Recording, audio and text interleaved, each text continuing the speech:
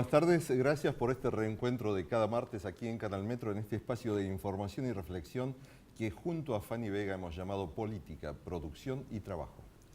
Y además de agradecerle siempre la compañía, hoy particularmente queremos saludar a todos aquellos que abrazan de una u otra manera, no solo porque son excombatientes, la causa Malvinas, porque hoy es el día de la reivindicación de los derechos soberanos sobre ese territorio que tanto añoramos los argentinos recuperar algún día. Por eso este saludo en especial en un día donde, Ricardo también le vamos a contar a la audiencia, va a haber un acto muy importante, porque en un lugar como fue la ESMA o esa zona de la Argentina que hoy, por suerte, dejando de lado todo lo que fue la violencia durante la represión, hoy se recuerda por lo menos esa reivindicación soberana que tenemos los argentinos de Malvinas con la creación del museo, del primer museo argentino de Malvinas. Y una cosa interesante es que en esta presentación, en esta apertura del museo van a participar los excombatientes de pueblos originarios, o sea, de nuestros pueblos antiguos, los herederos antiguos de nuestra tierra. Así es que va a ser, me sumo a tu homenaje, a tu recordatorio, y vamos a también buscar por el lado de la solidaridad, porque sabemos que hay argentinos preocupados en este momento, especialmente en la zona del litoral argentino. Toda la zona que está recorrida por el curso del río Paraná está en alerta, porque usted sabe, la meteorología no tiene fronteras y las lluvias intensas que se han producido en el sur de Brasil, en la cuenca del río Iguazú, que es un afluente del río Paraná, todas estas lluvias de los últimos 4 días han generado que el río Iguazú multiplique por más de 20 veces su caudal habitual. Entonces, está aportando al río Paraná un caudal superior a los 32.000 metros cúbicos por segundo. Piense, 32 millones de litros de agua por segundo, pero por encima de lo normal. Entonces, este caudal del río Paraná se ve impactado por un volumen de agua adicional que es 3 veces el volumen normal de su curso. Es decir, el río Paraná en estos últimos 6 meses particularmente ha tenido 11.000 metros cúbicos por segundo, es decir, 11 millones de litros de agua por segundo.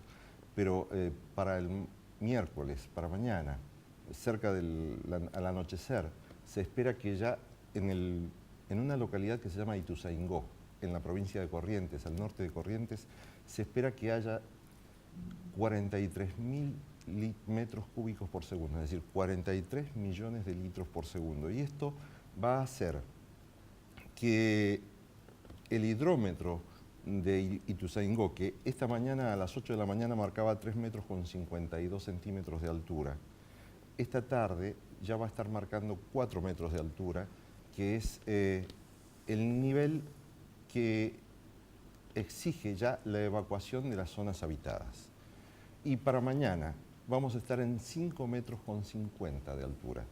Es decir, que vamos a tener una emergencia hídrica que va a estar allí necesariamente coordinada por la provincia de Corrientes, que afortunadamente, a diferencia de otras situaciones similares, hoy hay un mejor flujo de información entre los organismos oficiales.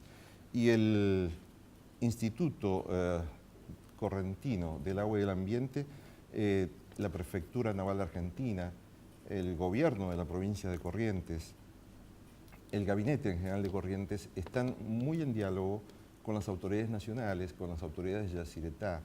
Y es así que creo que en esta ocasión tal vez no se produzcan esas situaciones amargas para algunos ciudadanos que se produjeron en otros momentos cuando los alertas llegaron en años anteriores, pero por esas cosas del ritmo de la administración pública, una alerta que llegó el viernes no se leyó hasta el lunes y entonces hubo una sorpresa muy desagradable y hubo muchos bienes afectados. Hace nada más que un año.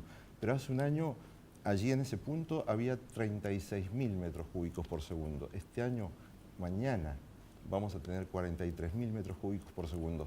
Y esta alerta tiene que servirle para todas las provincias del litoral, para Chaco, para Corrientes, para Santa Fe, para Entre Ríos, y también, por ejemplo, para el delta del Tigre, aquí sobre el río Paraná, en el norte de la provincia de Buenos Aires. Que el caudal del río Paraná se multiplique por 4 en una semana es un dato a tener en cuenta a nivel municipal, a nivel provincial y a nivel nacional. Y para esto es imprescindible que la política funcione bien, que la política establezca acuerdos, porque los acuerdos y consensos en la política, especialmente en los momentos críticos, es lo que permite asegurar el bienestar suyo como ciudadano. Y por eso es que hablamos de esto aquí en Política, Producción y Trabajo.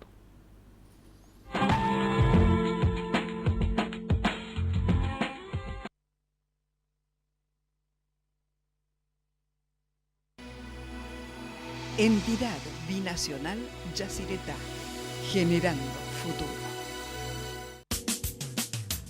¿Sabías que la legislatura fue declarada Monumento Histórico Nacional por el Decreto Presidencial 1495 del año 2011? Legislatura de la Ciudad Autónoma de Buenos Aires. Monumento Histórico Nacional. Tu voz en la ciudad. Servicios Regionales del Sur, Sociedad Anónima. Trabajamos integrando comunidad y empresas.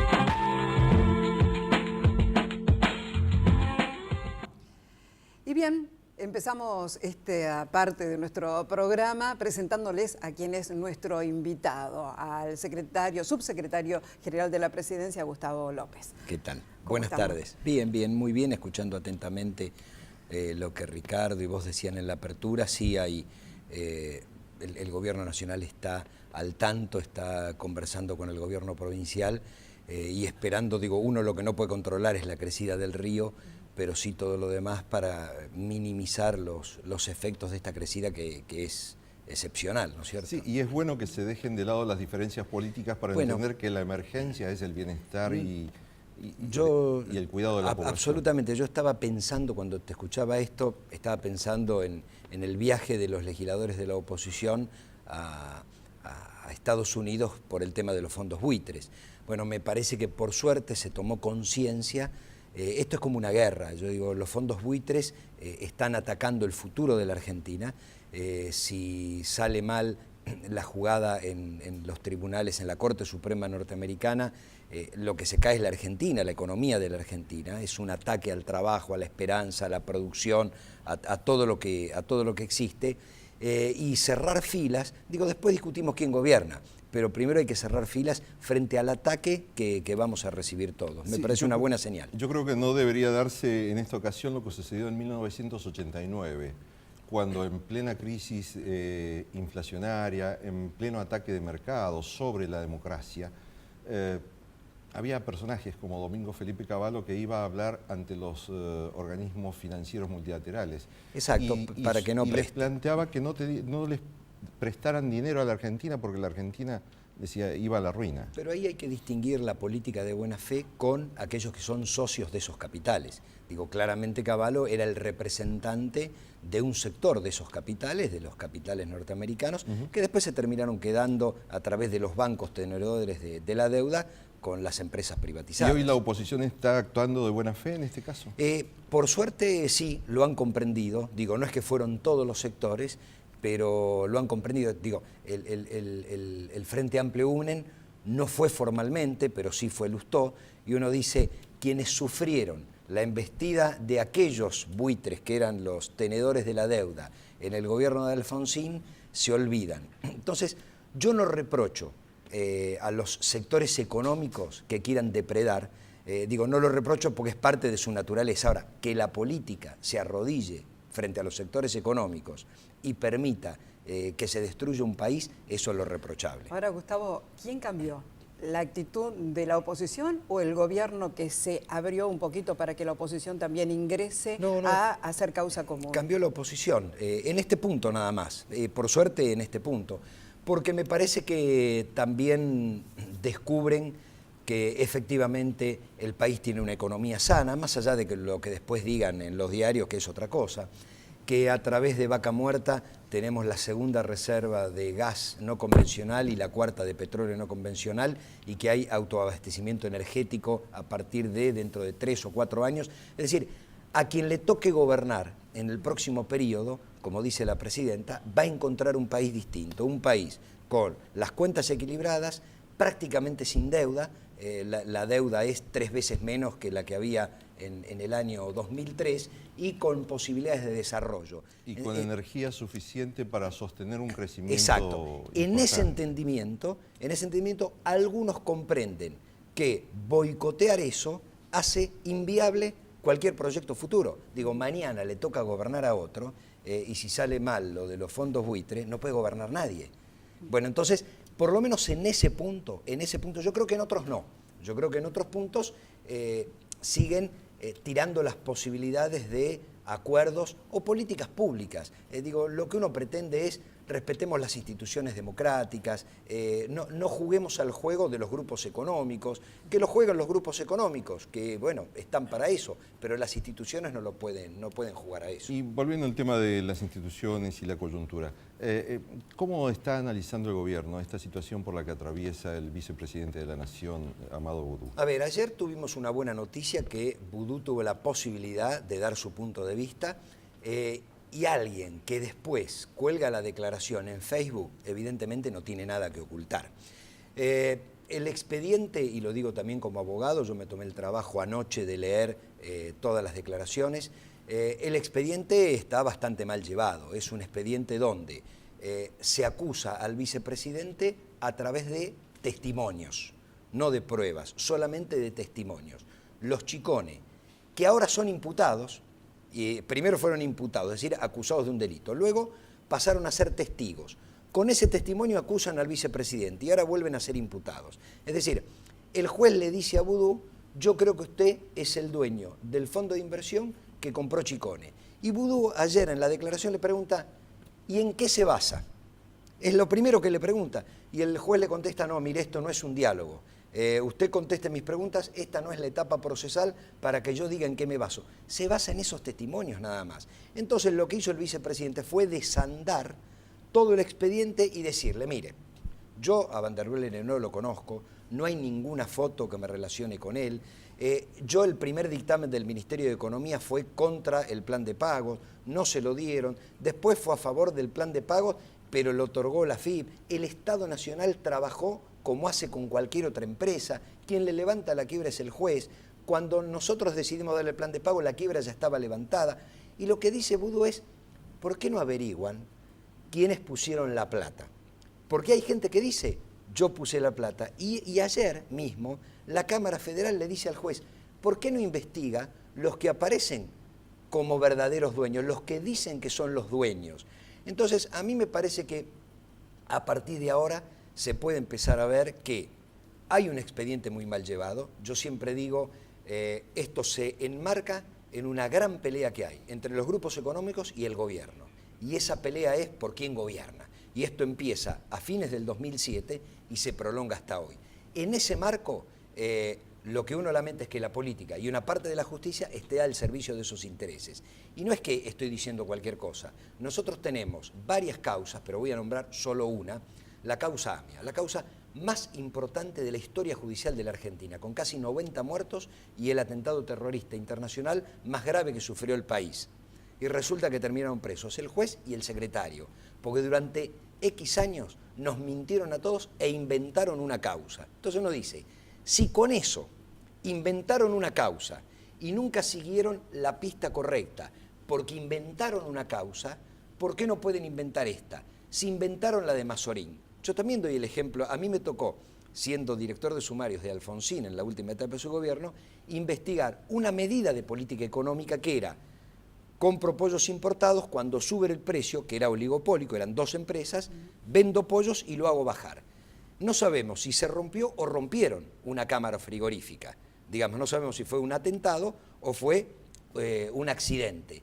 Ahora, nunca fue condenado por la justicia Mazorín y sin embargo quedó frente a la sociedad como si fuera un acto de corrupción. Pero a propósito de eso, entonces sí, la gente lo terminó condenando mediáticamente a Mazorín. ¿No le puede ocurrir exactamente lo mismo a Vudú, aunque demuestre su inocencia? Pero claramente, pero el problema de lo que se trata aquí es del sistema político. El sistema político, en lugar de ser prudente, dejar que la justicia actúe y exigirle a la justicia imparcialidad, se suma al coro de la política a corto plazo y ver si podemos desgastar al gobierno para hacer gobierno nosotros.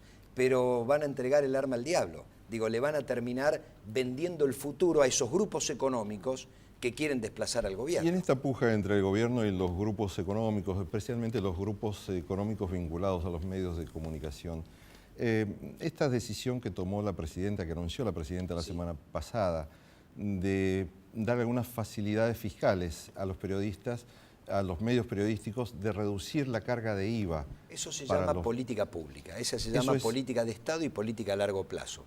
Esto es, como a veces con la ley no alcanza, digo, nosotros tenemos la ley de medios, pero hay que generar condiciones de igualdad, o por lo menos condiciones de participación igualitaria. Hay países, como los países nórdicos, que lo que hacen es entregar provisión de papel. Hay otros países que entregan pauta publicitaria. Acá, que además se entrega pauta publicitaria, se dijo, bueno, los que facturan menos de tanto, en lugar del 10,5% de IVA, el 2,5% de IVA. Los que facturan hasta tanto, el 5% de IVA. Quiere decir que para que puedan hablar más y sostenerse, se le bajan los impuestos a los más chicos. Además de darse facilidades de pago con respecto a deudas previsionales, en canje por segundo. Eso es política pública. Eso es reafirmar la libertad de expresión. Cuando en la época de Menem condenaban a los periodistas por calumnias e injurias, algunas corporaciones no decían nada. Este gobierno eliminó las calumnias e injurias contra los periodistas y los periodistas pueden decir lo que quieran, incluso ofender.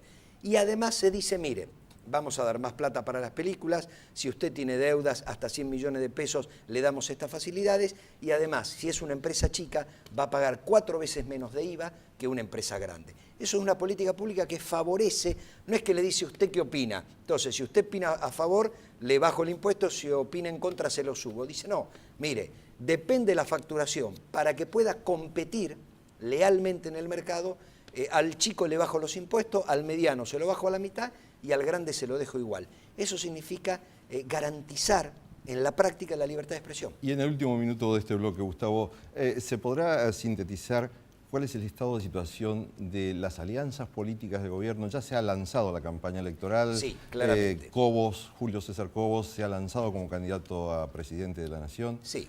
¿Qué está pasando con el gobierno y qué está pasando con la militancia? Y con partidos, por ejemplo, aliados como el tuyo. Sí, sí, el gobierno está muy bien. Y evidentemente hay varios candidatos o precandidatos a presidente de la Nación y nosotros siempre decimos, acá lo importante es el proyecto político, es decir, el modelo político, económico, social, cultural y vamos a apoyar seguramente a quien mejor lo represente y ahí también va a estar la palabra de la Presidenta de la Nación que lidera este espacio. Este es un espacio que lidera ella, sea quien sea el candidato, porque los liderazgos no se transfieren por escritura pública. Con respecto a la Ciudad de Buenos Aires, vos sabés que soy precandidato, ya hay varios partidos políticos dentro del Frente para la Victoria que me apoyan, como el partido Miles, como Memoria y Movilización, obviamente como Forja, como Convergencia Popular Porteña, y lo que nosotros queremos también es ir a las PASO, es decir, debatir dentro de un espacio común y que el ciudadano decida quién cree que en la coyuntura lo puede representar mejor. Pero el gobierno está muy fuerte. Es decir, que vos en la Ciudad de Buenos Aires irías a internas con otros candidatos posibles del kirchnerismo para definir el candidato a jefe de gobierno. Sí, sí, y me parece que es la mejor manera, porque otros ya probaron y les dio gran resultado, que sea el ciudadano dentro de una franja ideológica que nos identificamos, quien coyunturalmente, por características personales o por coyunturas momentáneas, lo puede representar mejor. Y me parece que es un buen método. Y a nivel nacional es nosotros defendemos este proyecto y este modelo y vamos a estar ahí. Muchísimas gracias, Gustavo López, ustedes por estar aquí en Política, Producción y Trabajo. Vamos a una pausa y volvemos con nuestro siguiente invitado.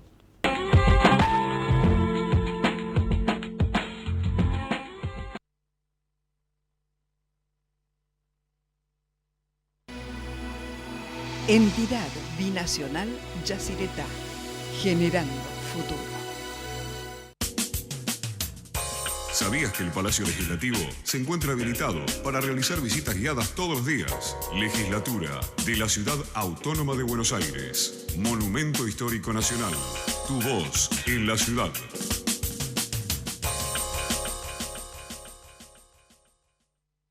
Servicios Regionales del Sur, Sociedad Anónima. Trabajamos integrando comunidad y empresas.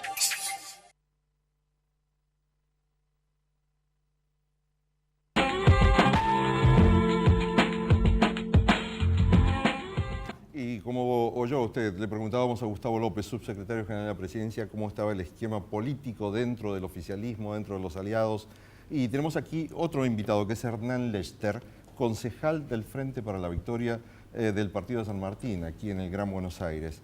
También es dirigente de Unidos y Organizados, que es una estructura que nuclea a varios movimientos políticos, partidos políticos que son apoyo, de algún modo, del Frente para la Victoria, ¿no? Sostén político del kirchnerismo en el gobierno.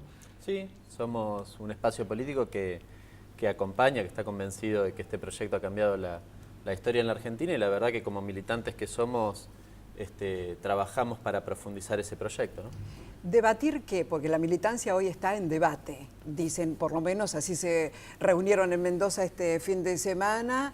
¿Y qué es lo que están proponiendo, qué es lo que están viendo? Bueno, nosotros tenemos claro que en la Argentina hoy hay un proyecto político además con una clara conductora que es nuestra presidenta Cristina Fernández de Kirchner. Digo, hay proyecto político porque frente a las provocaciones, a los ataques que muchas veces desde algunos sectores del poder económico o de algunos sectores de los medios, la respuesta es la profundización del proyecto, que es lo que en definitiva nosotros discutimos y queremos aportar. Con esto me refiero, en el último tiempo se ha puesto en práctica el programa Progresar, hace unos días la posibilidad de la moratoria jubilatoria, bueno, una serie de políticas que hacen al proyecto que tiene que ver con la inclusión, con el trabajo, con darle en definitiva posibilidades para todos. El fin de semana hubo un maravilloso encuentro en la provincia de Mendoza con la participación de más de 4.000 compañeros militantes justamente en este tipo de debates y que, bueno, con mucha claridad hablan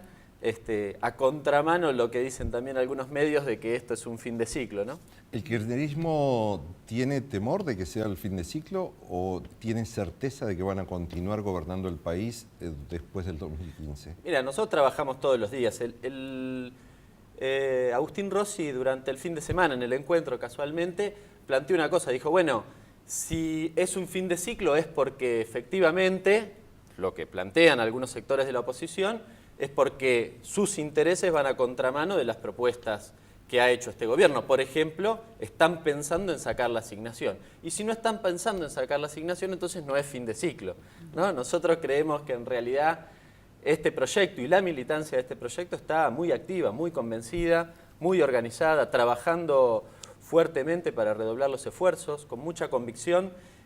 Insisto, de que hay proyecto y que hay conducción de este proyecto. Hernán, ¿cómo es la convivencia política entre el kirchnerismo y el masismo en la estructura del poder, por ejemplo, en el partido de San Martín, que es donde vos estás como concejal electo en las últimas elecciones? Allí está el intendente Gabriel Catopodis, un aliado histórico de Sergio Massa. Bueno, en general... ¿Se puede convivir?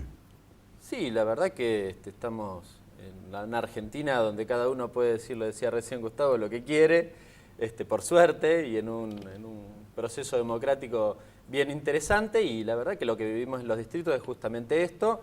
Hay excepciones, eso es cierto, pero de todas formas lo que uno ve reflejado en el caso de San Martín es estos mismos debates. Nosotros tuvimos mucha discusión en relación particularmente a dos cuestiones en el Consejo Deliberante de San Martín, en relación al presupuesto y la rendición de cuentas, que son quizás las dos cosas que mejor expresan el proyecto político que tiene uno y que tiene otro. Nosotros en San Martín cuestionamos, por ejemplo, en la rendición de cuentas, que de los 19 millones que ha recibido nuestro municipio en términos de educación, solo por la ley de financiamiento educativo, solo ha ejecutado 5 millones. Bueno, esa es la expresión de lo que es el proyecto masista en nuestras tierras, en el caso nuestro de San Martín. La verdad que nosotros además lo acompañamos con mucho trabajo territorial. Ustedes trabajan mucho, caminan mucho a las villas. Sí, sí, claramente, y la verdad que es un distrito, por ejemplo, en el último tiempo, la semana pasada hemos estado con gente del Cedronar visitando distintos barrios y viendo qué cosas podíamos hacer. Bueno, y además tenemos algunos compañeros, algunos vecinos que también trabajan mucho en el territorio. El padre Pepe, por ejemplo, el fray Alberto, que acompañan justamente esta política territorial y que nosotros queremos trabajar y fortalecer. Y se ve más claramente que la política está dando algún efecto, es decir, la política nacional respecto de controlar algunas cuestiones que tienen que ver con la inseguridad, pero fundamentalmente con el narcotráfico. ¿Esa política implementada hoy tiene resultados positivos o todavía es una batalla que cuesta mucho ganar? No, creo que es una batalla que todos los días se da y se hace con mucho esfuerzo y con mucho trabajo. Yo soy parte, insisto, de un proyecto que cree que esto se gana con más inclusión, no se gana con más violencia o acuartelándonos o tabicando los barrios que creemos que porque hay vecinos que tienen menos plata son culpables de algo, sino al contrario. Y me parece, insisto, yo recién les nombraba a dos compañeros, pero nosotros tenemos muchísima militancia y algunos compañeros concejales, otros consejeros escolares que trabajamos todos los días en el barrio y distintas agrupaciones que justamente tenemos esta mirada. Y en el último minuto, Hernán Lechter, la inclusión significa trabajo. El partido de San Martín es un partido industrial. ¿Cómo está la actividad industrial allí? ¿Ha decaído? ¿Está estable? ¿Crece? Bueno, yo debería separar para hacer ese análisis en dos cuestiones. La primera tiene que ver con que la Argentina ha crecido mucho en términos industriales y en términos de actividad económica y eso se ha visto claramente en nuestro distrito, pero a la vez, recién les nombraba la rendición de cuentas en alguna cuestión que tiene que ver con educación, les cuento en la cuestión de industria, de los 28 millones que tenían previstos para la cuestión de producción, solo se han ejecutado 16, de los cuales 14 son para sueldos.